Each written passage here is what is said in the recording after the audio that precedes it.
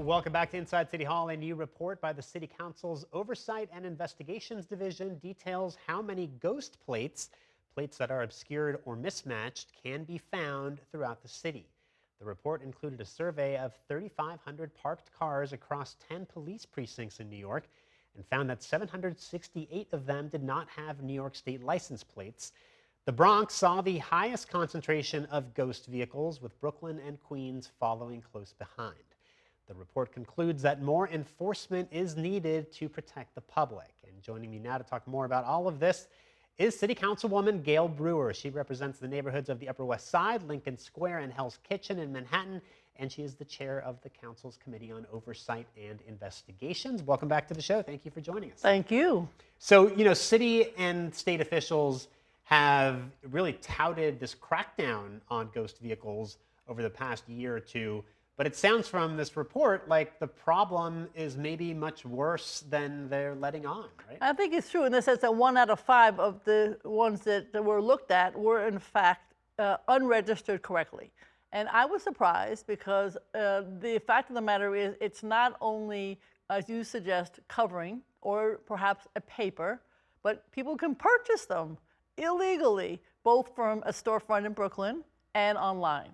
So I do think it is much more pervasive. And the other issue is people are, with these sorts of plates, are in fact going through more red lights, they're going through more speed lights, and they are not paying their fines. Right. So it's a real complicated and problem that has to be addressed. I mean, we heard a lot, especially in the run-up to congestion pricing, about people who were defacing their plates or altering a digit so that the cameras couldn't read them and they could get out of paying the tolls. But it turns out the out-of-state plates are also a big problem because they might look legitimate, but they're not actually registered to the vehicle. Right, that's exactly what was looked at, specifically the ones that are out of state. That's what this survey looked at, and that's where they found so many 1 out of 5 that were not registered correctly. And as I indicate, they could in fact buy them online or buy them from a storefront in Brooklyn, which we have shared the address with NYPD. So hopefully they can close them down. And then what happens, as I suggested, they're often in criminal activity. Not only do they not pay for Easy Pass, they park in front of hydrants much more than others that are registered. They don't pay their fines, and they obviously don't obey the laws near schools. And in some cases, those vehicles are actually used to commit more serious crimes, right? And in that case, it obviously makes it a lot harder to find the perpetrator. Absolutely. We're joking and saying you got ghost guns and you got ghost plates. And in fact, both of them are active in illegal activity. Right. So does there need to be more serious penalties for this sort of thing? Because, I mean, you're finding so many of these ghost vehicles. Obviously, people feel like they can do this with impunity, right? A couple of things. They need to be towed off the streets. Right now, we have not enough tow trucks, and as you know, not enough tow pounds with available space. In Manhattan, to the credit of Cuomo, when he was governor, he closed the tow pound in Manhattan, and we don't have a new one. We can't just put the boot on them because they may not ever move. They got to be off the street. So that's one issue to be addressed. And the second one, of course, is yes, they need to be. The cops need to have a targeted focus. Right now, it's good to go to the bridges, but they need a targeted focus in the neighborhoods that we have identified that have the most unregistered vehicles. You can do that, figure that out by looking at some databases. Right. So, part of it is enforcement, but what could be done legally? Because I read in the report that some of the stuff that's sold online is not necessarily illegal to do under city law, right? I mean, is there something legislatively that could be done? Yes, obviously it's illegal not to cover the plate, but we need to have it so it's illegal to purchase and put it on your car. That could be done locally. We're going to work on that for sure. But I think also we need to, as I said, make sure that you are focused in these neighborhoods, particularly where this illegal activity is taking place.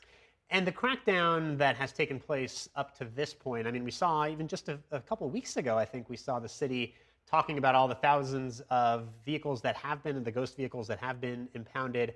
A lot of that is taking place at the toll crossings, right? So it seems like they're doing the right thing. They're doing a good job of enforcement in some locations, but apparently not in others. Yes, right? I think the ones that we're talking about are actually parked. And they need to be going literally car by car to identify those that are parked and illegally registered or not registered at all. Obviously, and particularly focused on those that have out-of-state plates.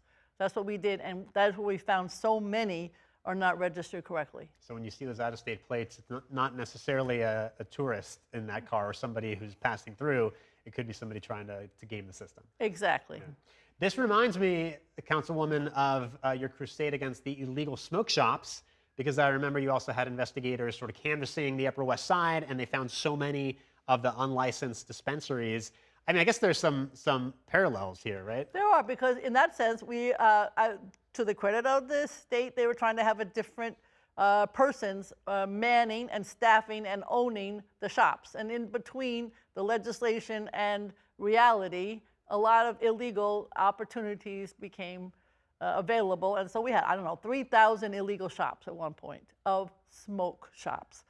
Here, there is also, I think, an issue, because there is a law that needs to be passed. There is also some state legislation pending on the same trail. So there's legislative, here we have a situation where people don't want to pay the tolls, I guess, and so they are gaming the system, and legislation hasn't caught up. Very similar to smoke shops. Your favorite topic. Well, I'd have done a lot of coverage of the issue, and actually I was going to ask you, how things have progressed and where we are now. I mean, are most of those illegal smoke shops, in your district, for example, that you guys had found, have most of those been shut down? I mean, what do you think of the state? We closed 93 on the Upper West Side, and I think there's maybe one left. We're very happy about the closing, and I have to say the ones that are legal and dispensary and authorized by the state are phenomenal. Nobody even knows they're there. They have lovely interiors, and so could be happier about the ones that are there now, legally. Do you think that maybe the mayor and, I mean, some of the other authorities as well haven't gotten enough credit for this? I mean, it seems like the clampdown on the unlicensed shops was actually pretty effective in the end. It was, but it took a while. Don't forget, and that's not necessarily the city's fault. I think that somewhat the state's fault, because they passed the legislation and had no ability to crack down on the illegal ones. Right. It took a while to do that. So there's blame everywhere, and there's obviously the sheriff and the mayor deserve credit too. Yeah. In our last minute or so, let me ask you a political question. We don't want to get ahead of ourselves, but Zohran Mamdani is the Democratic nominee. He's obviously the front runner to win the race for mayor. The council has been a real check on Mayor Adams, who is obviously more of a moderate than I think the council as a whole. What happens if there's a Mayor Mamdani who I think fair to say is further to the left than a lot of council members? What does that dynamic look like? I mean, I think that I've been in this business for, many decades now. And I think when you end up having to run something like the city of New York, I don't know if it's moderate or just good governance. That's what takes over, has to take over. And so the city council also has to pass legislation that, is in line with good governance. That's what I hope. So I don't know whether it's moderate, I don't know if it's progressive, I don't know if it's to the left or to the right. Let's just run the city so that people are safe, healthy, transportation, and good schools. And I think that's what everybody's aiming for. All right, City Councilwoman Gail Brewer, thank you so much for joining us. Thank you.